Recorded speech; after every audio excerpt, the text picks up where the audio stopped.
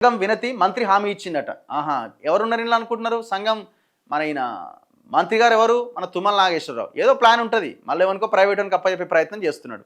Oil పామ్‌ని మొత్తం నాశనం చేసి ఆయిల్ ఫెడ్ కార్పొరేషన్ ఖతం పట్టించి ఆయన కంపెనీ ప్రీ యూనిక్ అనే కంపెనీకి అందలం ఎక్కించుకుంటూ పోతున్నాడు. దాన్ని మొత్తం ప్రైవేటైజ్ చేయడానికి రెడీ అవుతున్నాడు. సేమ్ ఈ చేనేత రంగం మీద కూడా పడ్డట్టు కొడుతున్నది ఇక. అసలు యాక్చువల్గా ఈ చేనేత సొసైటీలకి ఎలక్షన్స్ లేక 13-14 ఏళ్ళు అవుతుంది. ఈ గవర్నమెంట్ వచ్చి 2.5 ఏళ్ళు అవుతుంది. కేసీఆర్ గవర్నమెంట్లో 10 ఏళ్ళు ఎలక్షన్స్ పెట్టలే. ఇప్పుడు వీళ్ళు వచ్చి 2.5 ఏళ్ళు అవుతుంది. వీళ్ళు ఎలక్షన్స్ పెడతలేరు. పెడతామని నిన్న మొన్న ఏదో ప్రకటన ఏదో వచ్చింది. ఇంతవరకు అతిగతి లేదు.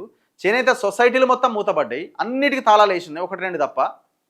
ఇప్పుడు ఆ చేనేత సొసైటీల నుంచి టెస్కో ఏదైతే అది చేయాలనో ఆ టెస్కోకి ప్రోత్సాహకాలు అందించి అక్కడున్న ఎంప్లాయీస్ జీతాలు కావచ్చు, లేకపోతే ఇంకా వాటికి సంబంధించి కొంత బడ్జెట్ని కేటాయించి దాన్ని కాపాడుకుంటూ ఆ టెస్కో ద్వారా ఆ టెస్కో అమ్మేటువంటి ఉత్పత్తులు ఏవైతే ఉన్నాయో వాటికి ధర మిగతా ప్రైవేటు వాళ్ళు అమ్మేటువంటి ధరతో పోటీ పడేలాగా ఉండాలి.